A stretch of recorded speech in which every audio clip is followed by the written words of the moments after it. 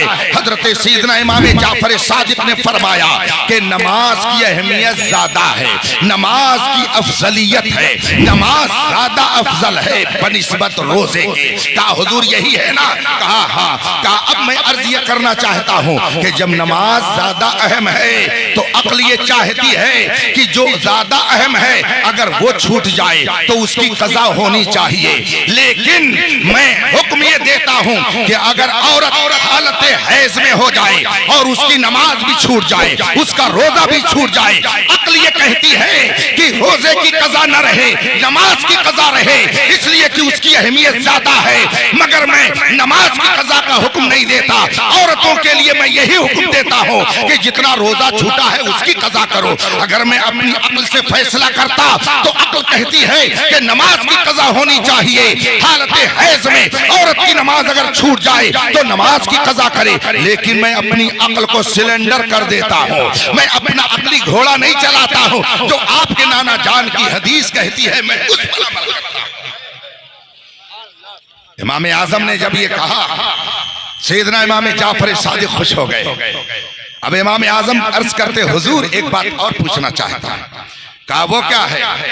کہا حضور یہ بتائیے پیشاب میں زیادہ نجاست پائی جاتی ہے یا مادے تولید اور نطفے میں زیادہ نجاست پائی جاتی ہے؟ یہ ہمارے نوجوان کیا سمجھیں گے اس مسئلے کو؟ اس لیے کہ ان کو اس کی فرصت ہی نہیں ہے کہ اس پر یہ غور کریں، علماء سے رابطہ کریں۔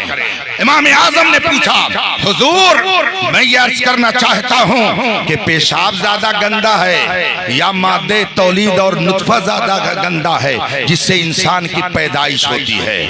سیدنا امام جعفر صادق نے فرمایا پیشاب کے اندر نجاست زیادہ پائی جاتی ہے، پیشاب کے اندر غلاظت زیادہ پائی جاتی ہے، پیشاب کے اندر گندگی زیادہ پائی جاتی ہے بنسبت مادے تولید اور نطفے کے۔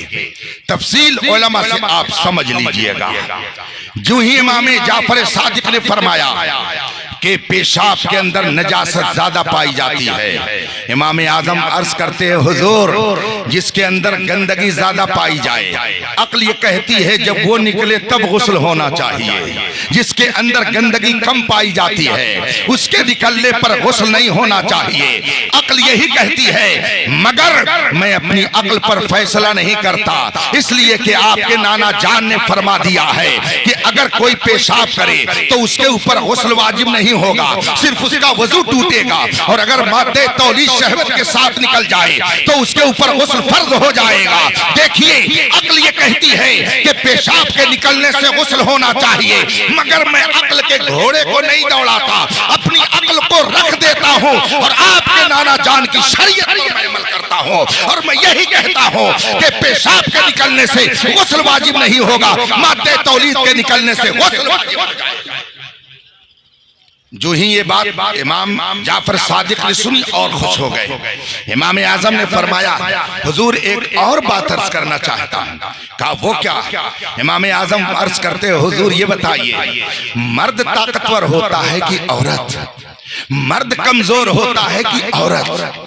امام اعظم نے یہ سوال کیا امام جعفر صادق سے، نبیر امام علی مقام سے، امام حسین کے پوتے سے، سیدنا امام جعفر صادق سے سوال کیا۔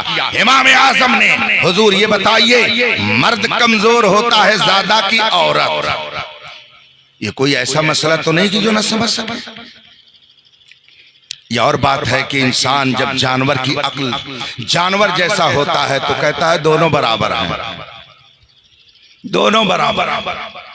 آج یہی تو نعرہ لگایا جاتا ہے کہ مرد اور عورت میں برابری چاہیے۔ اسلام نے درپیوگ کیا ہے، ان کے حقوق کا النگھن کیا ہے۔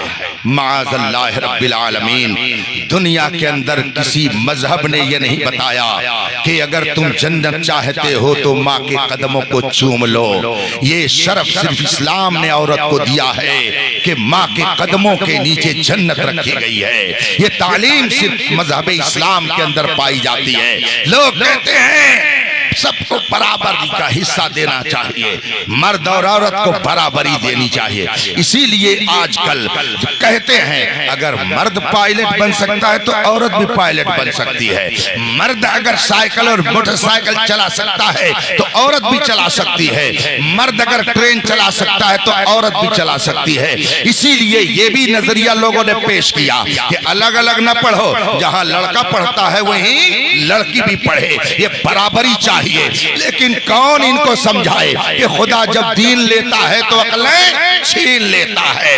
میں نے فلائٹ میں آپ لوگوں نے بھی بہت سفر کیا ہوگا اور کرتے رہتے ہیں، یہ فقیر بھی بہت کرتا رہتا ہے۔